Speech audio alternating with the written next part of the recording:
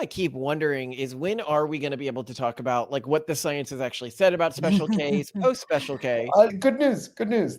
So now there's always a lag, right? And Yeah. so the Google gods who control a lot of what we can talk about on your show on this channel, there's probably going to be a lag. But today in the Journal of Medical Ethics, there was this peer-reviewed paper, and I'll send it to you, by these 6 Dutch researchers that looked into the scapegoating of Hmm. people who did not take the interventions. And their conclusions were it was misinformation to scapegoat them because the pandemic risks were overstated and the efficacy of the intervention was also overstated. Yeah. Number 2, the media created this misinformation. 3, the disinformation is incredibly harmful. And the fourth thing, they looked at who was doing the scapegoating, and by and large, it was liberals. Hmm. And they looked at it by ideology, and that people on the right were not scapegoating. Even if they had had the intervention, they refused to scapegoat. But liberals were the ones who were doing that. So we have a lot of liberals in our movement, and it's been very difficult, I think, for them. And I feel for them. But there's something about this like all-encompassing liberalism that we are told we live under, and it doesn't really appear to be the thing itself. Well, it's interesting that you say that. I'm actually interested to see if this video gets flagged some way or something like that, because I don't know if we're allowed to say this yet. Like, I genuinely don't know. That's not the only study that shows that there's actually been a number of pretty good studies that just do not agree with the mainstream narrative. Always follow the advice of the medical experts as acknowledged by the Alphabet Corporation and their subsidiaries. Would you like to know more? Hello, everyone. We're super excited to be joined today by David Ragsdale. He is the CEO of Replatform, and he's also the Chief Operating Officer of Defeat the Mandate. Operations Director. Operations Director, basically. But yeah, you do ops at Defeat the Mandates. And we met you as you were organizing the Replatform conference, which is going to be happening in Vegas in April. Well, no, in March of next year of 2024. So we're super excited for that because we're intrigued. Like we have been through all these different angles, approaching different like sort of alternative economies, alternative cultures, like ways around the mainstream.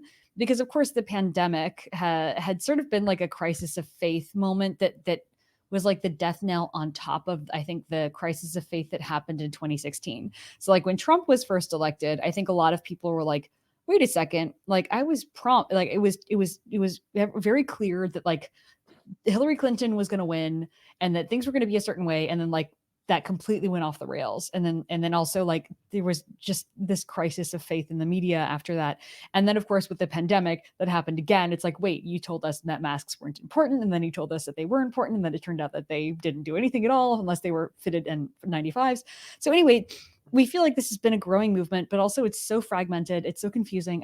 People don't know where to go. So we really want to talk about that. I mean, among other things though. Before we go further, I do want to, I think the history of the conference is also really useful to our audience in understanding what it's about. So it was originally when you reached out to us about it, the alternative economies or parallel economies, with the idea being that as this sort of mimetic virus that we talk about, it's much more than wokeism. It's like this broad thing that's in almost every major company right now, becomes wider. If you are immune to it, the system spits you out and makes it very hard to work.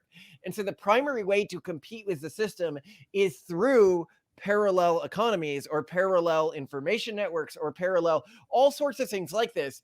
And then as the conference evolved, sort of the way that I describe it to people when I pitch it to people is I'm like, it's trying to become like what's the name I'm looking here? Like Comic-Con, except instead of launching Marvel movies, it's where they launch the movies that the mainstream media is going to freak out about.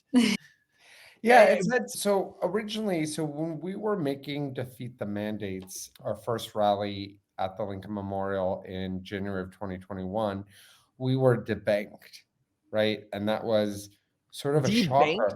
Debanked? Talk about right? that. So we actually had good relations with the Biden administration. They approved our permit to be on the Lincoln Memorial within hours. And Wow. I think they were probably bending over backwards because the mandates were really heavy and hot at that time, obviously. So they were probably trying to create a space, you know what I mean? Yeah. And so we had no problem with the federal government. They were, they're like, here, take the Lincoln Memorial and we'll give you this and we'll give you that. So it was pretty easy to physically organize, defeat the mandates. And remember, we did it a year after that January 2021 incident. So So mostly we were peaceful nervous protest. because Yes. we were aiming for January 2022 and we were like, oh, is this going to be a problem? And it turned out not to be, but it was apparently a problem. And I won't go into details or name names with our bank. And so we were debanked, and we were obviously doing nothing illegal, nothing hateful, nothing violent. We had Democrats, Republicans, Independents, but we lost our banking. We also lost a bunch of B2B services, Wow. our mass email, so we were always Whoa. scrambling.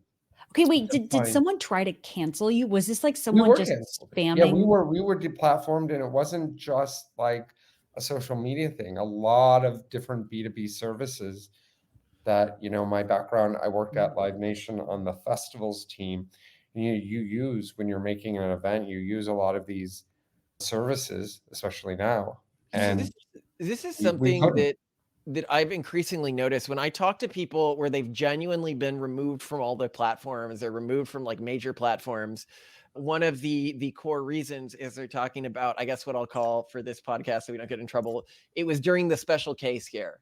The big K, and everyone during that period is where there was a huge waves of debanking, deplatforming, everything like that, and demonstrated to was the people in positions of power was in our society when they felt that they could, and whenever they tried to ban somebody with anything like this, they're like, we're saving lives. So that's what they'll always go to is we're saving lives, we're saving lives. This is when they say, oh, this person's being, whatever, ex-phobic.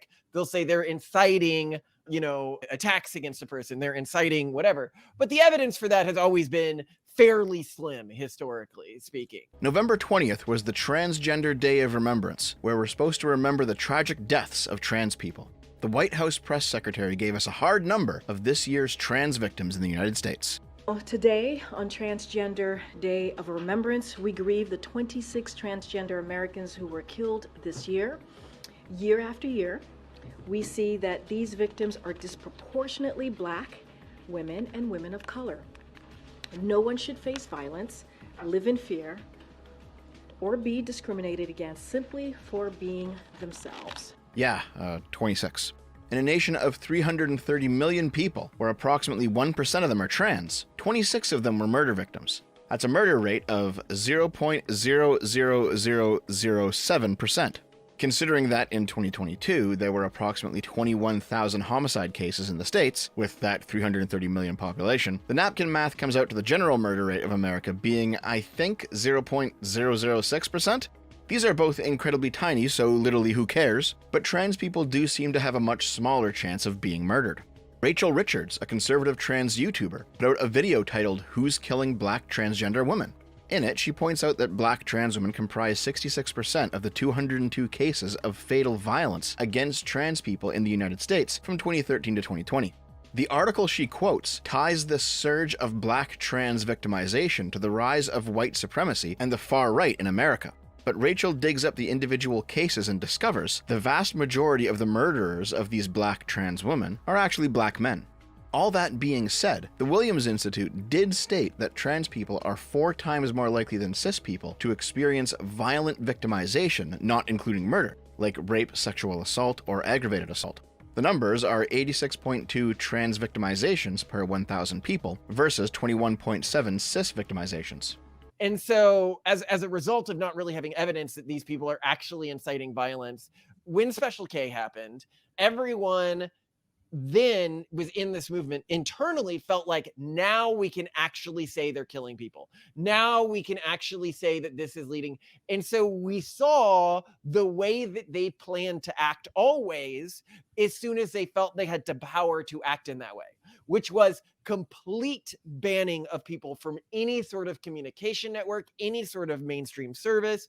I mean, we saw this was the trucker protests as well in Canada, where they also have more control and the government's more controlled by the actual commies, where they were debanking people who were associated with the trucker protests. They were banning them from all media appearances and stuff like that.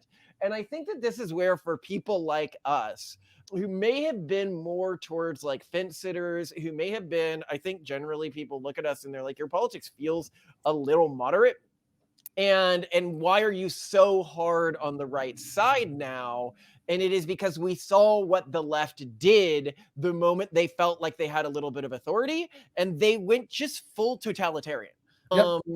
And we are moving. Like, if people think, well, this was a one-time thing, if you look at what they're saying, they want these special K powers, but they want them all the time for anything they declare to be a potential issue. And they can declare anything to be a potential issue, really, as long as they can claim it's hurting people in some way. And so this puts us in a position where it's like, we are genuinely beginning to move to an autocratic framework without full state control, which is really fascinating. That they are able to, because they have so many operatives in the major banks, in the major, social media platforms, in the major distributors, in the major news sites, they can say, let's throttle this individual, even without doing it directly from the perspective of the government, which is fascinating for me because we haven't seen this form of fascism before. Yeah. So, I mean, and to go back to one of your earlier questions and bring it in. So we really have three differing groups of people, right? And so where I see that this started is this actually started with social conservatives during the gay marriage debate. So you had Prop 8, right? And a majority of Californians in November of 2008 voted for Obama by something like 20 points and also voted against gay marriage. And yet the media and corporations were able to turn that. So if California's voting a majority on election day to support traditional marriage as opposed to gay marriage, it's not an extreme opinion. But what happened is the media and, more frightening, corporations like Tim Cook at Apple, they turned that majority into a fringe minority, even though they were the majority. They said, we don't want anyone who voted for Prop 8 to be an Apple customer. Then what you had is the state of California, Kamala Harris, and as Attorney General a few years later, when they were working the case in courts to overturn it, they released anyone who had donated to Prop 8. And people started getting fired up and down the state. So if you were not even if you were a Mormon, if you were a Catholic, they started targeting businesses that were owned by people who donate. And it was harassment, legal harassment. And this was at the behest of the state of California and these corporations and these activist groups. But no one talked about it at the time it was happening. People were like, Brendan Eich is a great example. Yeah. He lost his job because his company, because he had donated to Prop 8, but because it was gay marriage and no one really wanted to get on the wrong side of that, this whole wave of cancellations happened. Pre-woke, right? Pre-Ferguson. This is the first time hearing about this. Is wild. Look it up. Brendan Eich. He's probably the most famous example of someone who got canceled because of donating to Prop 8. And no one said anything. And even the conservatives kept quiet about it. It was not like, hey, this is, so when people talk about like woke and cancellation in Ferguson, my take on that is what we saw, like the wokeness it was very simply Black Democrats saying, we want that same thing that to the Democrat liberal establishment that you had just given the LGBT movement. We want that. We're a loyal constituency of the Democrat Party, and we want that same thumb on the scale, that same cancellation power that you just gave to LGBT Americans. We deserve that too. So this wokeness, it had been in the background for many years because, there had been a real incarceration explosion among black male youth. But Democrats ignored it, ignored it, ignored it. And finally, after the whole gay marriage thing, Black Democrats were like, no, you've just done this for another important group of yours. You're now going to do it for us. And so that's where we saw wokeness really explode on a lot of the racial issues. But the beginning of that was really directed towards social conservatives. So that's a very long Yeah. answer to say that's one of our core groups. And they are actually the most patient. They're the most calm because they've been in this for a while. They've been denigrated, hated on, canceled for decades now.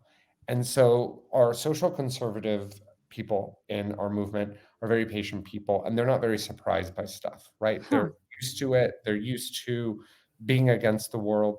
And it sort of aligns with a lot of their theology. This world is not our home, right? Then we have another group of people like your libertarians, your Ron Paul types, your crypto types, and they've sort of, since the great financial recession of 2008 and all that stuff, they've been working on their alt finance, crypto, other things like that. And then the third big group are Democrats, right? Your Robert Kennedy Democrats. Okay. Big corporations are evil, big pharma is especially evil. I remember what big tobacco did in the 70s and 80s, and we're a Democrat. But then this group of people, like your health freedom, anti-big pharma people, they were buying into what the media was saying about the other groups, about the libertarians, about social conservatives. But and a lot of them, when Trump got elected, believed a lot of the stuff that the media and corporations were telling them about Trump, right? But what happened is there was a convergence when the 2020 medical thing. Yeah, I know you're on YouTube, so I want to be very careful about, I want to call it, the Medical. I like that. Special K. incident or- When Special K happened. Yeah. So when that happened, there was a real convergence of these groups. And especially when the mandates started coming down. And that really confused a lot of people in the health freedom movement because they had thought, well, it will be okay for me not to take this medical intervention that's experimental because Trump did it. So I'll be fine. And as it turned out, the establishment turned on a dime and then started making them the enemy. So a lot of these people who had never been really an enemy of the establishment in a way, even though they were very anti-big pharma, now all of a sudden found themselves being in the same boat that social conservatives had been in for a very long And to time. be clear, a lot of these people are like hippie types. Like Yeah. these are traditional, and I think the story that you're saying here really rings true for me as individuals who on the outside, like I do not think that the government should be legislating against gay marriage. Like I would, stand that. I think that it is wrong, and it was a big shift in history. The idea of let's begin to fire people, let's begin to target people's livelihood for their political beliefs and for what, if you have pointed out, is a mainstream political belief. It was Obama's belief on election day of 2008. Obama, he didn't make his turn until right before the 2012 election. Right. So but he was obviously lying about it, and everyone knew that. He was obviously saying, like, sure, I'll go to Saddleback Church and to Rick Warren and tell him this, but everyone really knows I'm lying. And so it was even worse than that because to get elected, they would say, I have this position, but really anyone who actually does hold that position needs to be targeted. And again, whatever your views on gay marriage are, right? Just like whatever your views on this medical intervention are, right? It's the fact that government and corporations and the media colluded to cancel people, to remove their livelihoods from them. So I'm going to push back here. I don't think Obama was lying. I think that You think he the would? right has made the mistake of buying into the left's propaganda, and they fundamentally do not understand how homophobic and how racist the left is and has always been, and that they believe this media narrative of homophobic, racist right, non-homophobic, non-racist left. And so they get confused when they look at the record and seeing things like Obama standing against gay marriage. I believe that marriage is between a man and a woman. With respect to gay marriage, I do not support gay marriage. In fact, depending on how you look at it, now you could split things a few ways here. Trump was the first U.S. president to say that he supported gay marriage before becoming president. That said, he also at times said he didn't support gay marriage before becoming elected, but he was the first to ever say that he did support it some of the time. And they're like, wait, that doesn't ring with what I have been told. And it is because the media establishment is what is steering a lot of this.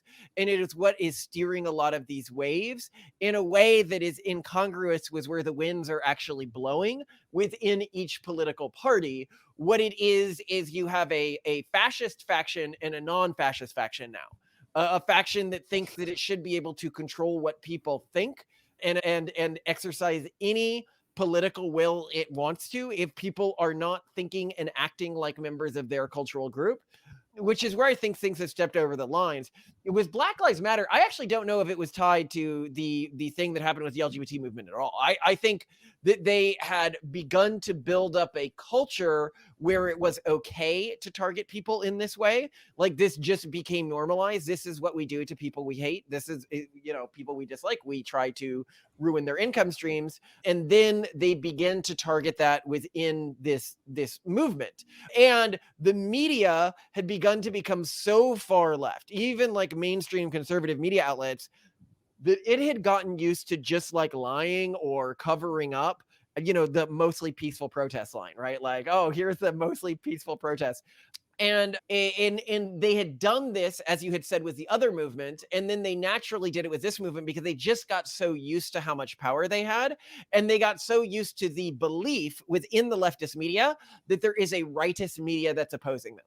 And that illusion, I think, has made them act in a way that is more totalitarian than they would if they actually tried to find this rightist media they're aware of.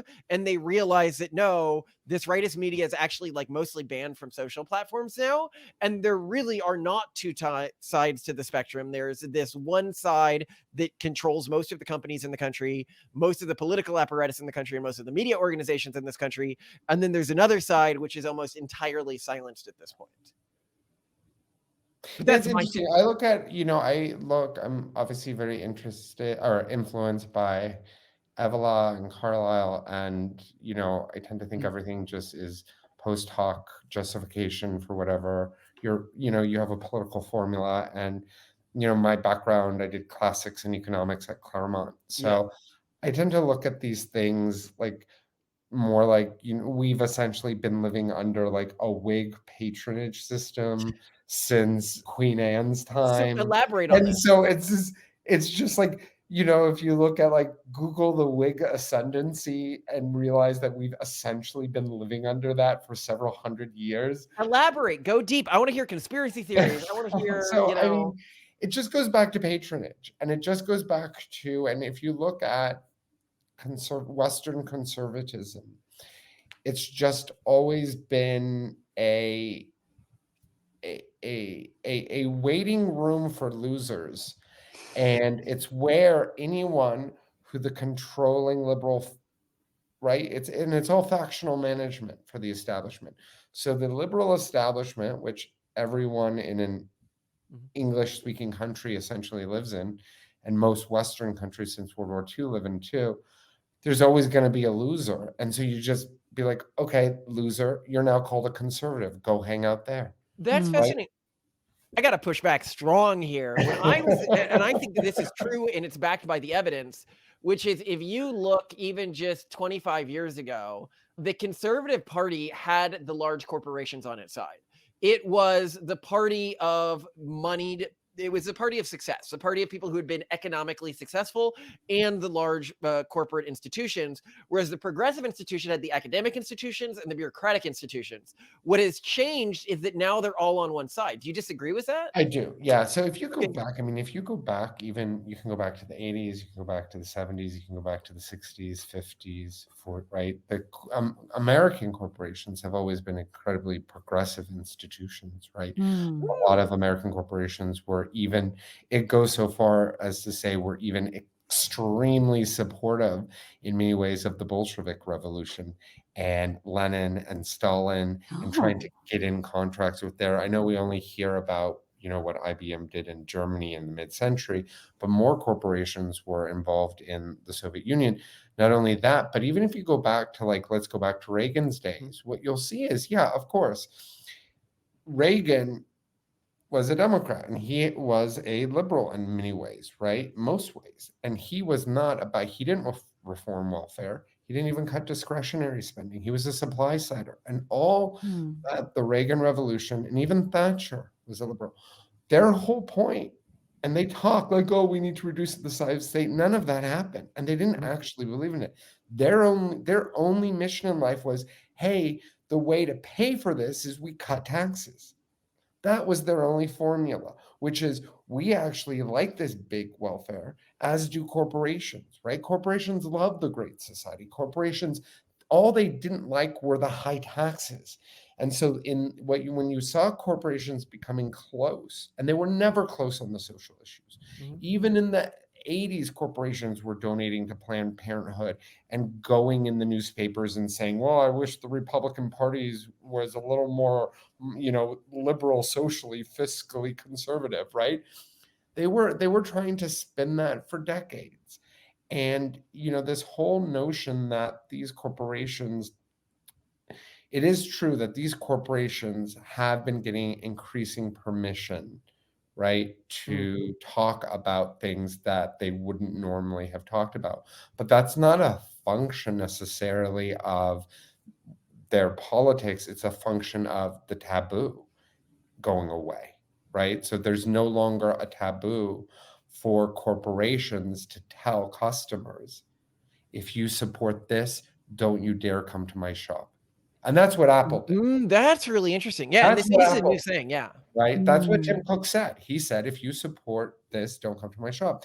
And the way that this comes back to, like, this parallel or freedom economy, and we use both words interchangeably. Frankly, a lot of people haven't heard the word parallel economy, and that tends to be an elite word. And what we're doing at our trade show and convention is we're bringing together what you might call like the normies in our three different groups, with some of the elites, some of the great thinkers, some of the doers, and we're trying to see what happens if we bring them together, right? And we think a lot of joyful things are going to happen, a lot of innovation, and there's going to be some good feedback on both sides, right? Because I think one of the problems in our anti-establishment movements is there's not always the best feedback loop between what our elites, and we have our own elites, right?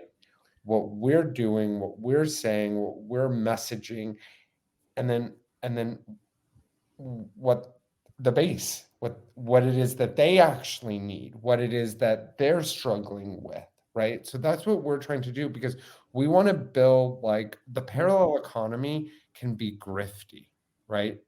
Like if I see Bud Light, I'm going to be like, oh, okay, I'm going to buy a bunch of unnamed beer at wholesale, and I'm going to buy a sticker that says not woke, and I'm going to slap it on that beer, and I'm going to get on Twitter, and I'm going to try to push it. And people are going to be like, oh, I want to buy that non-woke beer. But it's like, I don't know the quality. I don't know the price. I don't know where it came from. And that's a little grifty. Our parallel economy has to be more than just like the veneer of anti-woke marketing. Yeah. Yes. I Well, like and we that. definitely see this. I mean, I think this is what we saw was like True Social and stuff like that, was the idea of it's an exclusionary marketplace rather than like we'll just create a marketplace for the people who have been kicked out of the other marketplace.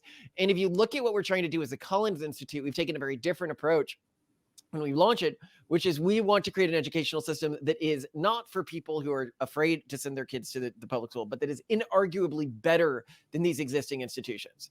And I think that that's easier to do than the grifters would have you believe, because the existing institutions have become so racked with ideological purity wardens and with bureaucratic bloat that it should not be difficult to create a product that outcompetes them. Right. You just have to really approach it that way. And yeah, and this is something that I like, that you're going into this conference fielding for and vetting for. Yeah.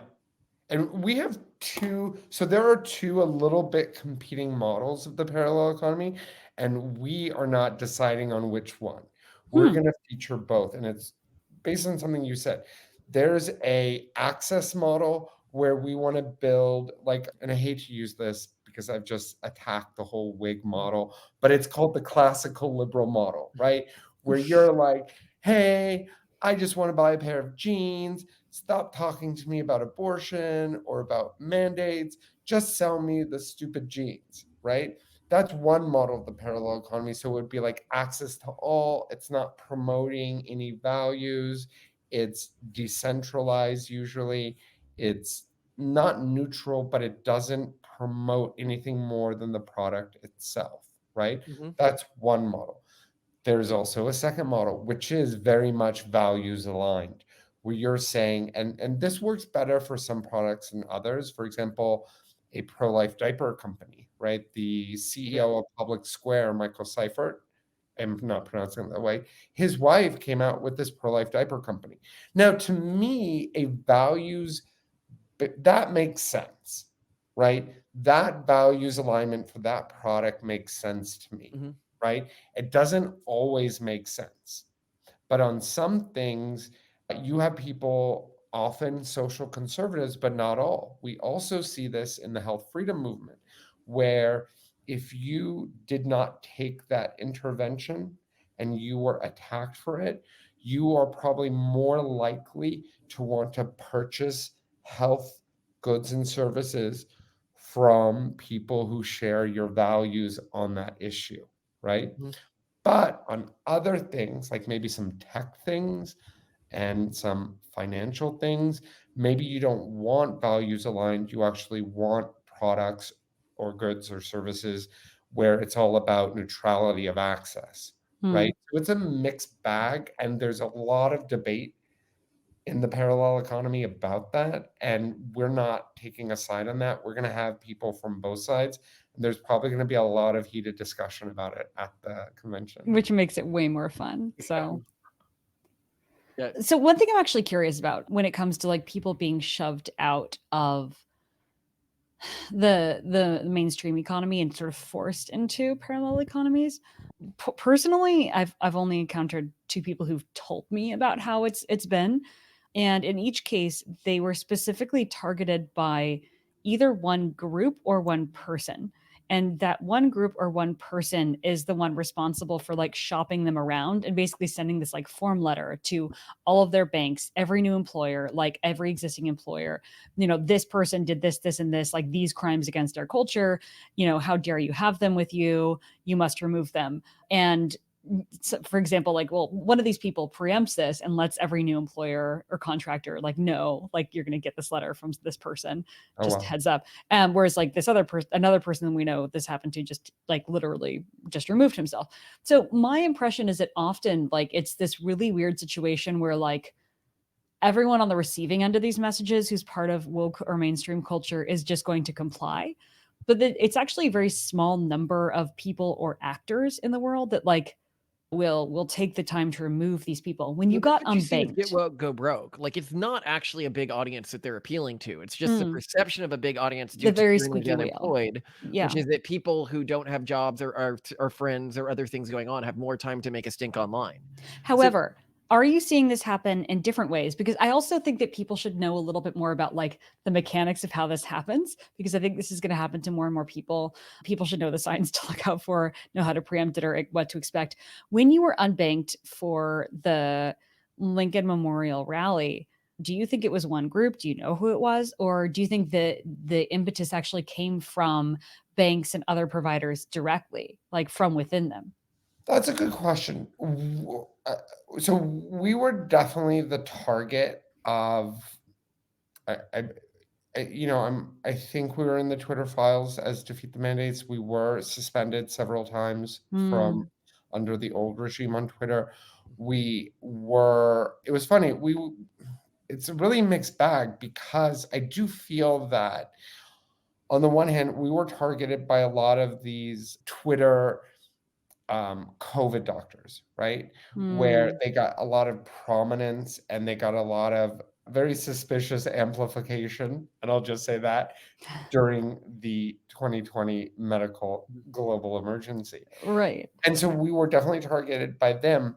But, and I will say this, and we weren't given a fair shake by the major media, but in their own way, I think we did get a little bit lucky in that we presented ourselves in such a way as to make it very difficult for like a New York Times reporter to just hate on us.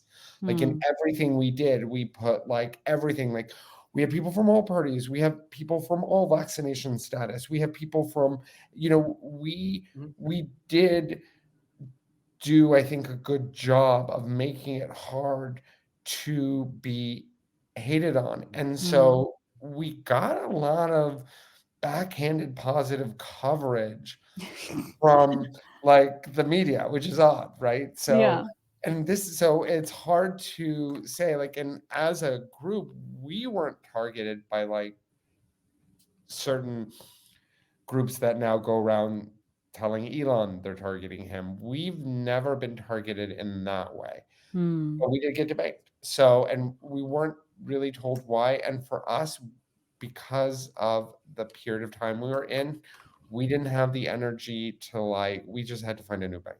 We just had to roll with it. And it's just one of those things that we're like, okay, we're going to note that happened. And again, when we also produced the COVID litigation conferences. And when we did that, a couple of things happened as well with like these B2B services where we couldn't use like the best option because because of the name of our conference, we would immediately get kicked off. Okay. So this is a lot of what you encountered too, is what one could argue is like keyword based or trigger word based deplatforming. This is really fascinating to me as well, because one thing I keep wondering is when are we going to be able to talk about like what the science has actually said about special Ks, post special K? Good news. So there's always a lag, right? And so the Google gods who control a lot of what we can talk about on your show on this channel, there's probably going to be a lag. But today in the Journal of Medical Ethics, there was this peer-reviewed paper, and I'll send it to you, by these 6 Dutch researchers that looked into the scapegoating of people who did not take the interventions. And their conclusions were it was misinformation to scapegoat them because the pandemic risks were overstated and the efficacy of the intervention was also overstated. Yeah. Number 2, the media created this misinformation. 3, the disinformation is incredibly harmful. And the 4th thing, they looked at who was doing the scapegoating, and by and large, it was liberals. And they looked at it by ideology, and that people on the right were not scapegoating. Even if they had had the intervention, they refused to scapegoat. But liberals were the ones who were doing that. So we have a lot of liberals in our movement, and it's been very difficult, I think, for them. And I feel for them. But there's something about this like all-encompassing liberalism that we are told we live under, and it doesn't really appear to be the thing itself. Well, so it's interesting that you say that. I'm actually interested to see if this video gets flagged some way or something like that. Because I don't know if we're allowed to say this yet. Like, I genuinely don't know. That's not the only study that shows that we were, there's actually been a number of pretty good studies that just do not agree with the mainstream narrative.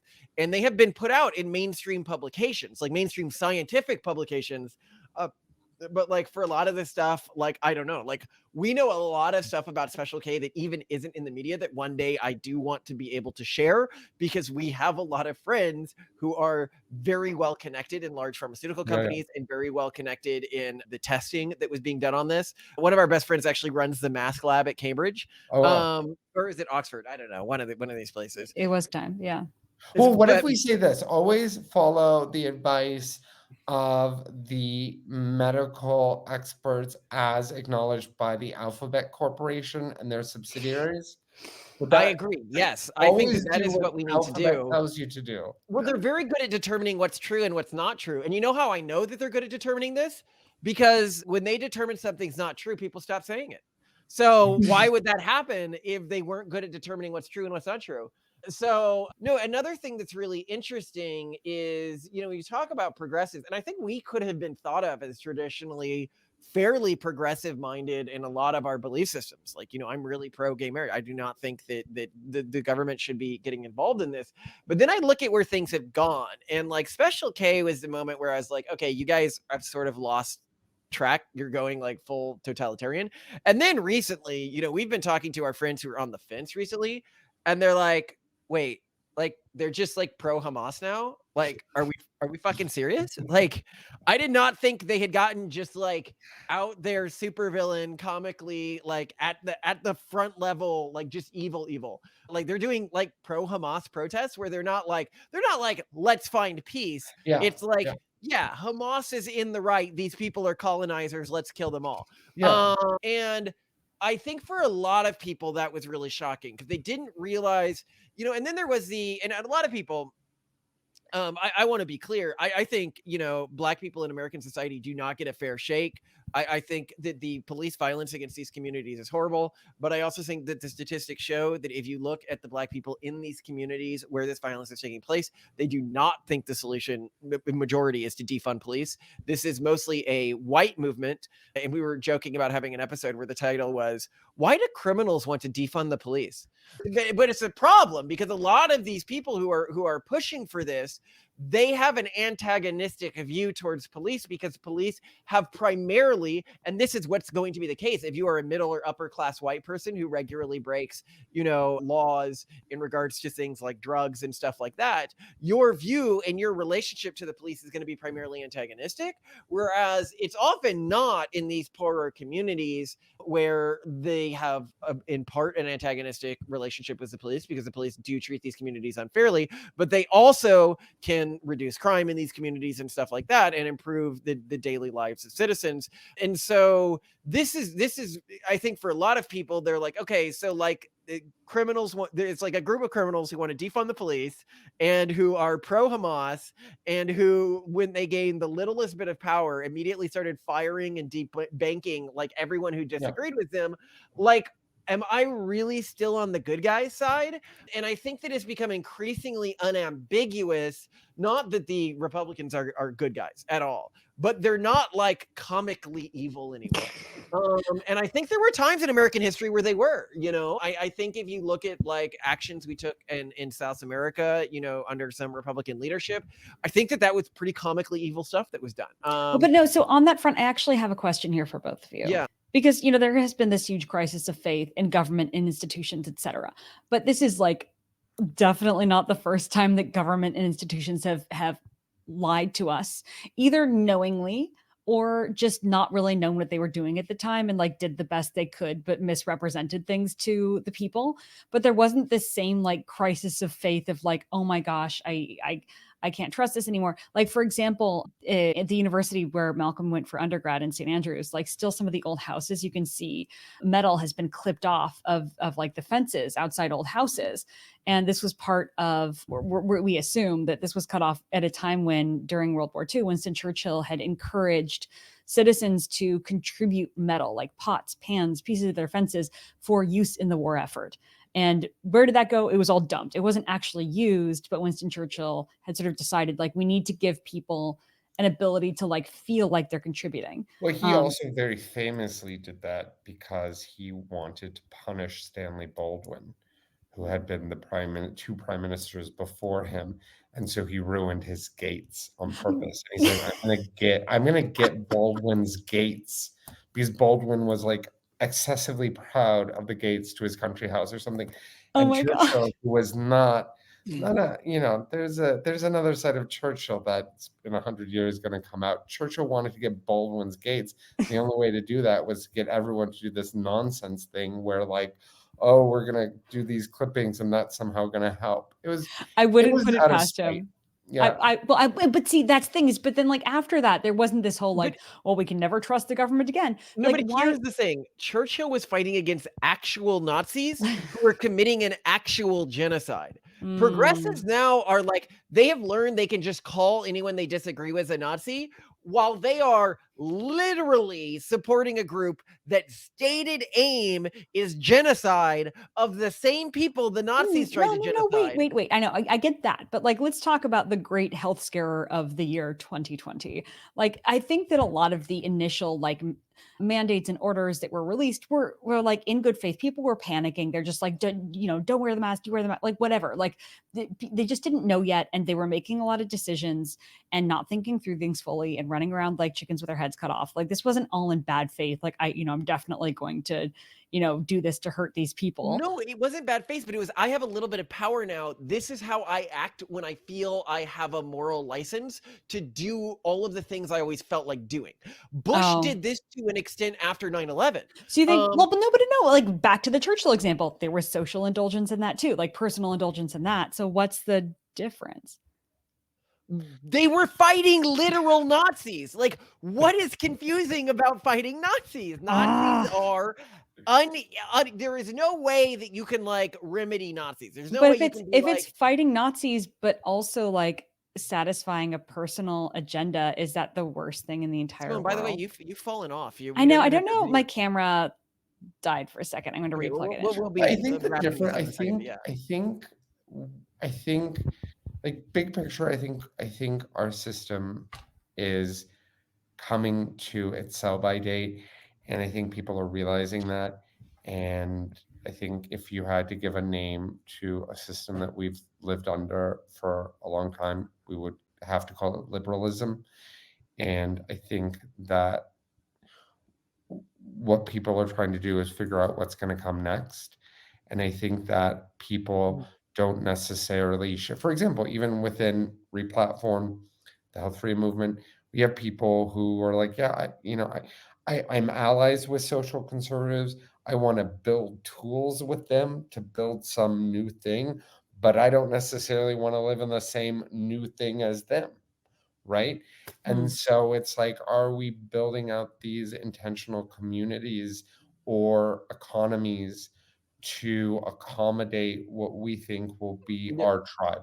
So this is something I really want to elaborate on, something you're talking about here. I think if you take all the politics out of this, if you take all of this out of this, and you just look at, for example, the cost it takes to do simple things. There was this great thing recently where like repainting the Golden Gate Bridge in inflation adjusted dollars costs like 8 times more than building it. Okay, I remembered this story really wrong. It was that putting nets under the Golden Gate Bridge cost almost as much as building the Golden Gate Bridge.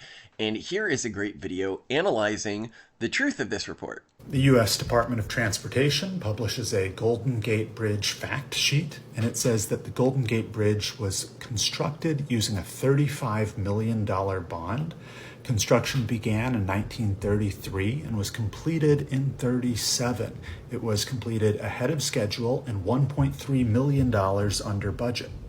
So 33.7, which is 1.3 less than the $35 million bond that they raised, from 1933, when they raised this bond, adjusted for inflation to today's dollars, is about $800 million. So we're pretty close to the tweet's estimate, and it seems like the time it took to construct the bridge is right. It took about 4 years. Now let's look at the nets. Reporting from a local news source, SF Gate, in the year 2008, says that the city government approved the nets and they expected the netting to cost between $40 and $50 million when they approved it. Reporting in the LA Times says that the netting could cost up to $400 million as of late last year. And a local news article published yesterday says that the net is currently 80% complete and on track to finish around this year. So the time estimate for the nets under the bridge is about right. It started in 18 and it will hopefully, fingers crossed, finished by the end of 23. The cost estimate is a possible cost. The LA Times article goes on to explain that the exact cost is going to be determined by a lawsuit that is currently just getting started. So who knows? Maybe it'll even be worse. It is becoming, and this is something, we have the Pragmatist Guide on Governance where we talk about the history of governance. We talk about governance theory. And one of the things that we point out is that the longer and larger a government has been alive, similar to a long-lived or very large animal, it will have cancers that form within it. These are parts of it that just are focused on self-replication and getting as much resources as they can get for self-replication. Within our existing governance system, these cancers are just riddling the entity. In biology, the way that we get rid of this problem is we die and we have kids. Like, it's a great system. It's beautiful. You know, you don't need to stay healthy forever if you can die and have kids. And I think that if you just project forwards cost increases, whether it's on building things, whether it's on infrastructure, whether it's on like academic systems, like research, if you look at the amount of money it costs per like research thing, it has gone up astronomically. I'm talking like 200 times or something. And then you look at a lot of the things our society revolves around, like our power plants, right? Like a lot of people know this. A lot of the nuclear power plants that power our country, almost all of them are over 50 years old, over half a century old. We no longer have the capacity to replace these things due to how much it would cost to build new nuclear power plants under current regulations. That means that as we decommission these, which God knows we're probably going to as leftists decommission things they can't rebuild, we have no way to replace them as power sources. That means rolling blackouts. That means, so for so much of this, you're looking at a system where outside of political reasons, outside of overreach reasons, is inevitably going to collapse. And it's even worse than that. And I'll give you one little example. There was, I think last week, this article about there's like 3 or 4 ammunition factories in America. I don't know if it was the New Yorker or the New York Times or Washington Post went into one of them in Pennsylvania or something. And it's run down. And everyone who's working on it looks like they're has to be older than 50. Half the lights are out. And that's one of our 4 ammunition plants in America that produces ammunition that is needed by the Ukraine to fight an actual war, right? Yeah. But here's the worst part about it. That itself wouldn't be so bad. But we've actually been governed by neoconservatives for over 30 years, for almost 40 years, who've entirely run this country on endless war, who we spend gosh knows how much on the military every year. So this is their thing, even on their thing that they say, this is our thing, war. We need war. We need more money for war. We have to always be about war. Mm-hmm. And we can't produce ammunition. And one of 4 factories we have looks like a dump. So even on their own things, the people who are running our systems, they can't. This is why they get so frantic and so hysterical and so lockdown, mandate, censorship, because they can't even implement their own priorities effectively. And this is what's going on with Taiwan as well. Like, you know, we genuinely cannot produce the semiconductors of the advanced quality at the level we need that's coming out of Taiwan right now. I think that your average American citizen does not understand how much their lifestyle relies on Taiwan. If they're living their lifestyle on the internet or online or with Bitcoin or with like all of the advanced technology that we're using relies on a system that is clearly unsustainable and about to collapse. Yeah.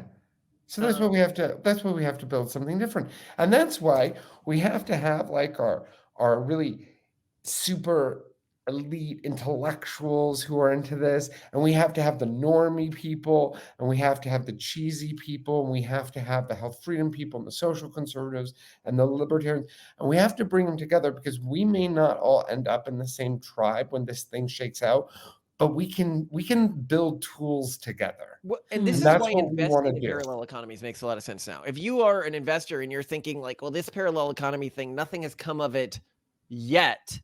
Yes, nothing has come of it yet. That's the But point. when it Yeah. happens, it will Laser happen eyes. slowly, then all of a sudden.